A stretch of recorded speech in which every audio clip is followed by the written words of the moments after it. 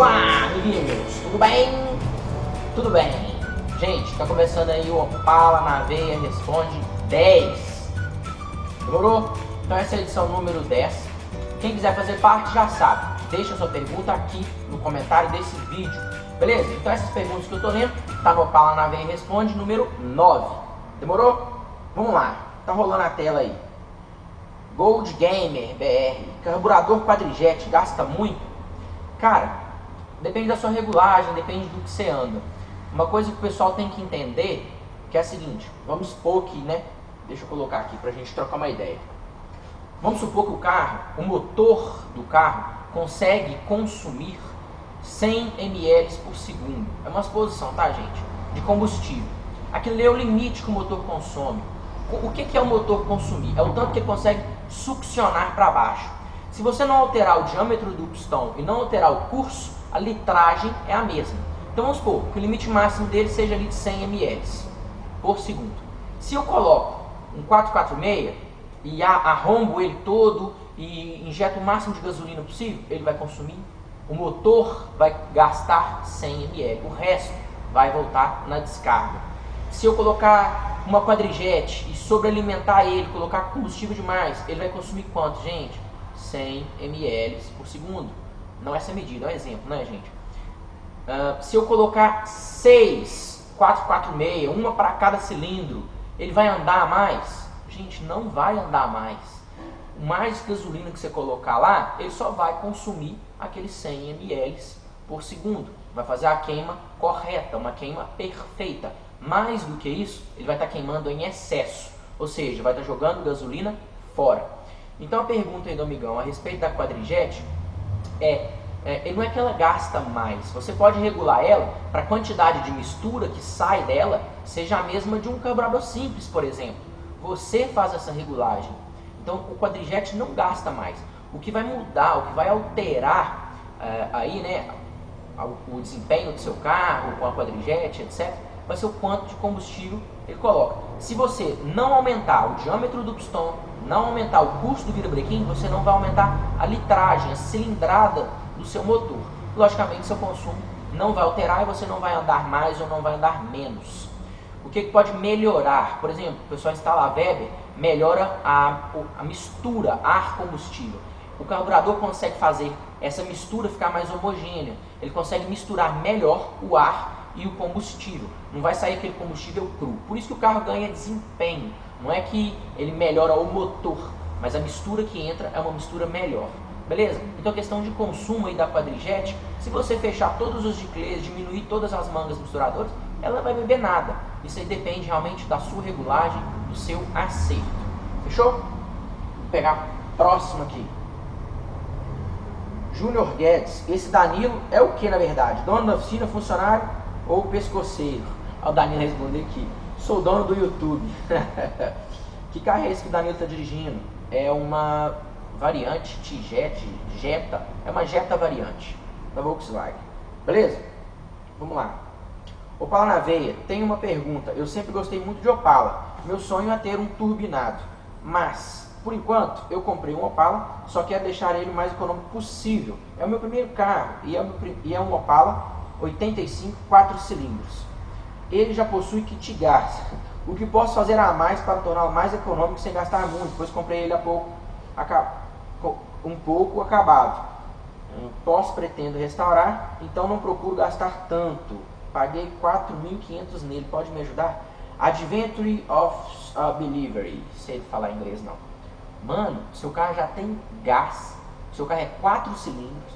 Tem gás e você quer que ele fique mais econômico? Próxima pergunta. Pelo amor de Deus. Everton Luiz, a oficina de vocês, né, fica em São Paulo? Se é perto da Baixada Santista. É um pouquinho longe da Baixada Santista. Na verdade, a gente está em Belo Horizonte, Minas Gerais. Beleza? Então tá. E aí, Caio, galera do Opala na Veia, beleza? Estou com uma dúvida e preciso muito de sua ajuda. Os Opalas mais antigos, como os Opalas 75 a 79, não usam o reservatório de expansão de plástico. Mas, mesmo o radiador sendo do Opala moderno, antigo, e não tendo aquele reservatório, ele tem uma mangueirinha fina ao lado da tampa, que fica lá na parte de cima do radiador. Mas então, para que essa mangueira ali pertinho da tampa, sendo que não tem reservatório, para que essa mangueirinha fina nos modelos sem reservatório de expansão, qual a função dela? Bomba explosiva, uma excelente pergunta. Para que serve aquela mangueirinha? Aquela mangueirinha, na verdade, é um ladrão. O que é um ladrão? Bom, aquela mangueirinha vai deixar a água escapar. Repara para você ver que na tampa dele, na tampa do radiador, tem uma mola. E repara a localização do furo. O que acontece? Quando a pressão do ar, a pressão que está lá dentro do radiador da água, vence a mola, ele deixa exposto o furo. Então o furo está acima da vedação. Aqui a gente tem a vedação. Aqui a gente tem o furo. Aqui, ó, não está saindo nada do ladrão. O ladrão é aquela mangueirinha que desce para baixo do radiador. Quando a pressão do lado de dentro é maior do que a força da mola, ele levanta essa vedação, por sua vez, ultrapassa o tubo do ladrão. Então ela sobe. Na hora que ela sobe, a água passa pelo ladrão e é jogada fora. Para que isso? A GM fez isso para justamente a tampa não explodir. Então ela tem essa válvula de escape. Quando a pressão aumenta muito, ela vence a força da mola e escapa por aquela mangueirinha, uma mangueirinha de ladrão. Isso acontece quando a pessoa coloca água demais no sistema. Então até ele gerar aquele equilíbrio ali, né? De quando esquenta e a água dilata, passa por ali. Até ele gerar aquele equilíbrio. Ou então quando o carro realmente está fervendo, que a água começa a entrar em ebulição, então ela sai por aquela mangueirinha. A GM colocou aquela mangueirinha então como ladrão. Repara para você ver que na lateral do radiador tem umas abas metálicas que seguram aquela mangueirinha até a parte de baixo. Aquilo ali é realmente original, não é para o reservatório de expansão. Beleza? Lá para frente, nos 84 em diante, a GM colocou o radiador com reservatório de expansão. Ou seja, o sistema é hermeticamente isolado, ele não faz contato com o meio atmosférico. Então, aquela mangueirinha que sai da tampa do radiador vai para o reservatório de expansão. Lá acontece um negócio muito legal. Quando o excesso da água do radiador iria para fora, ele vai para aquele reservatório. Quando a água do radiador abaixa, ela chupa aquela água do reservatório para dentro do radiador. É gerado um vácuo no sistema, né, a ausência da água, e ela succiona aquela água de dentro do reservatório e volta para o radiador. Na teoria é muito lindo. Na prática, o que acontece hoje? A maioria das tampas ficam frouxas e não acontece o vácuo lá dentro. O radiador succiona, então precisa ter vácuo. Se aquela tampinha do reservatório não estiver bem fechadinha, ou seja, não for hermeticamente isolado, o que é hermeticamente isolado, gente? Nada entra, nada sai. É criado um vácuo dentro do reservatório, porventura a água volta para o radiador. Beleza? Então essa é a função do reservatório de expansão. Valeu. Próxima pergunta. Eu queria saber sobre o consumo do Opala 6 cilindros a álcool automático com carburador 3E. André, a gente tem um projeto de fazer todos os consumos de todos os motores, todos os carburadores. Confesso que vai ser um pouquinho difícil eu achar um Opala 6 cilindros automático com carburador 3E. Mas quando eu achar, pode ter certeza que a gente vai fazer. Beleza? Por enquanto, entra na nossa playlist de consumo. Vai lá no nosso canal, tem as playlists. Tem a playlist que é só consumo. Você vai ver todos os testes que a gente já realizou com todos os carburadores, todas as versões de motores. Beleza? Você vai poder acompanhar isso daí melhor. Tem um Opala Diplomata no 91, 6 cilindros. Tô vendendo. Beleza, ó. Anuncia no OLX, mano. Vai vender ele lá rapidão. Caio, boa tarde. Tem uma Caravan 80, 6 cilindros. E uso a ventoinha na polia. No caso é a hélice que ele estaria dizendo, né? Mas meu radiador é aquele próprio para ventoinha elétrica, com a colmeia mais fina. Pergunto, isso pode afetar o arrefecimento? Meu amigo Flávio Catirce. Cara, de fato, o radiador com hélice, que a gente utiliza a hélice mecânica, que gira o tempo todo, que ela é uma hélice, a outra é a ventoinha. Então quando você utiliza a hélice, o radiador tem 3 colmeias, ele é bem mais grosso. Por que isso? Porque a proximidade da hélice é maior. Então ele consegue retirar um maior calor. E a hélice girando não é um sistema tão bom quanto a ventoinha elétrica. Beleza? Quando você utiliza a hélice está girando aqui, e o radiador é 3 colmeias. Quando você diminui para um radiador mais fino, de 2 colmeias, um radiador de hélice elétrica, você tem uma distância maior entre a hélice mecânica. Então a retirada do ar quente do radiador, ou seja, a sucção, vai ser deficiente. Por que isso? A distância dele é propriamente para gerar um fluxo de retirar o ar dali. Se eu estou aqui, a hélice está aqui, o radiador está aqui, o fluxo que vai gerar aqui é muito pouco. Então, com certeza, você vai ter um problema de arrefecimento. Agora, se não está dando nada, o carro está funcionando bem, você mora numa região fria, etc., deixa quieto como está. Está funcionando bem, não tem por que mudar. Mas o correto é você utilizar o radiador de 3 colmeias. Ou então, você passa a utilizar a hélice com ventoinha, né? A ventoinha elétrica. Compra ali a armação dela, faz a instalação dela no radiador e remove a hélice mecânica.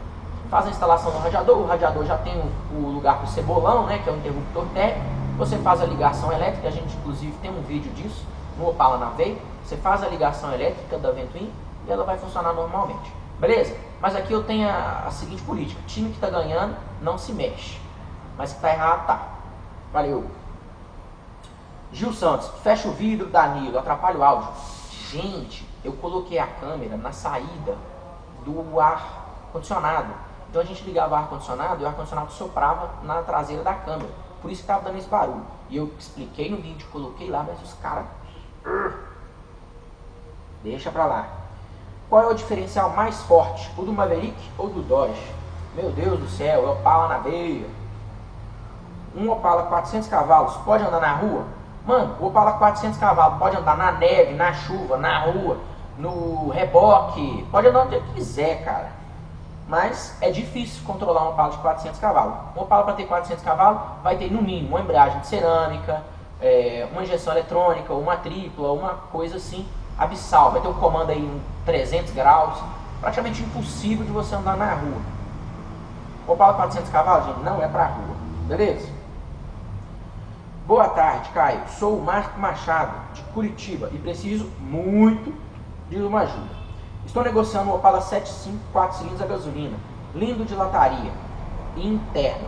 Porém, meu propósito para o veículo é utilizar no dia a dia. Ou seja, necessito de uma certa economia. Porém, não quero um carro manco. O que você me indicaria? Qual carburação usar?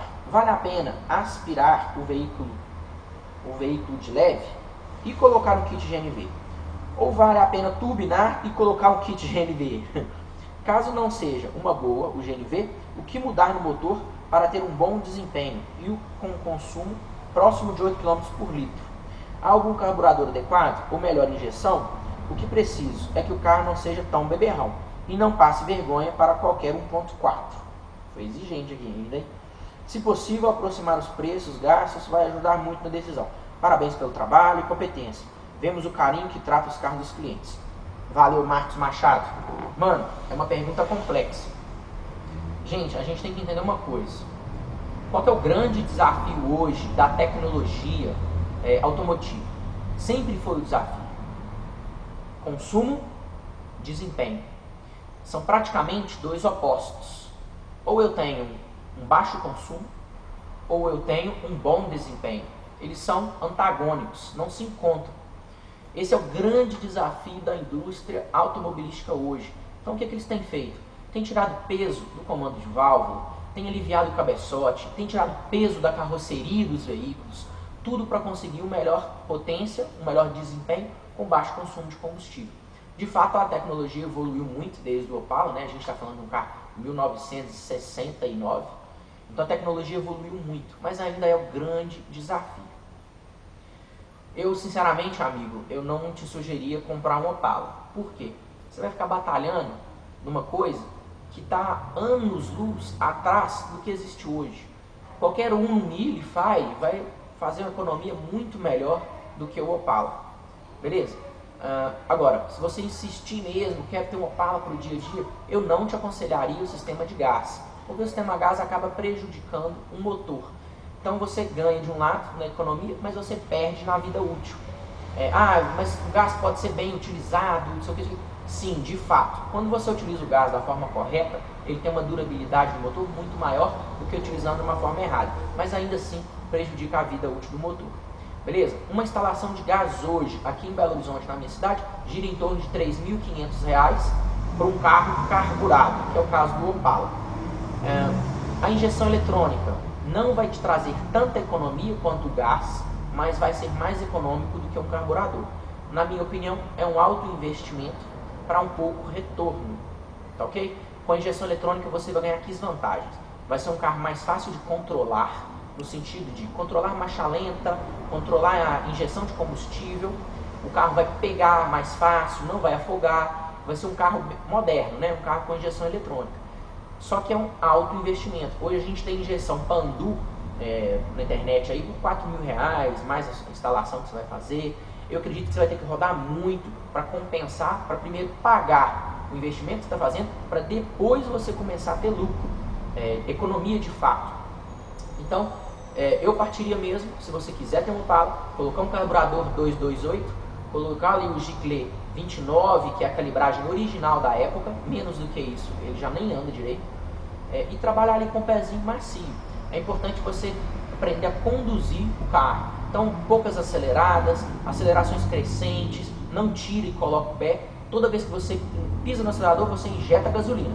Então, realmente, eu não te aconselho o Opala como um carro econômico. Beleza, amigo? Espero ter ajudado. Opala na veia? É nóis! Clube Opala Lop. Qual a melhor turbina? Qual é melhor para turbinar? Weber 40 ou Weber 44? Clube Opala, vou deixar isso aí para você. Você vai jogar nos fóruns, no Google, você vai pesquisar. Kaique Lima. Cara, queria saber o que você acha de turbinar um Opala 4 cilindros. Se sabe de alguém que tem, se puder me ajudar com alguma coisa, vou ser muito grato. Desde já, obrigado. Kaique Lima, a gente fez um vídeo lá no Alemão Motorsport, lá em Brasília. Tá no canal aí, você dá uma pesquisada, você vai encontrar. Liga pro Alemão, troca uma ideia com ele. Por quê? Porque ele fez o carro do Robson. Inclusive vai passar agora no vídeo essa semana aí, que vai ser o evento que a gente fez lá em Brasília, evento sensacional. Foi o primeiro encontro de Opala Centro-Oeste. E o carro do Robson é um Opala 4 cilindros, injetado, 3 marchas na coluna. Um assento maravilhoso, um carro uma delícia de andar, um carro muito bom mesmo. Eu, sinceramente, tô doido para turbinar um carro. Beleza? Então, recomendo demais. Moçada, então é isso. Depois nós vemos isso aí. Já tá finalizando aí o ano, né? Além de muito peso, a gente ganhou muita experiência esse ano, a gente batalhou bastante. Então a gente tá aí. Boas festas para todo mundo. A gente não consegue, eu não consigo postar a quantidade de vídeos que eu queria. Minha vontade era postar vídeo todo dia, mas infelizmente eu não consigo, porque a gente tem que sobreviver, né? A gente tem que ganhar dinheiro. Então é isso aí. Depois nós vemos isso aí, rumo ao Opala na veia número 11.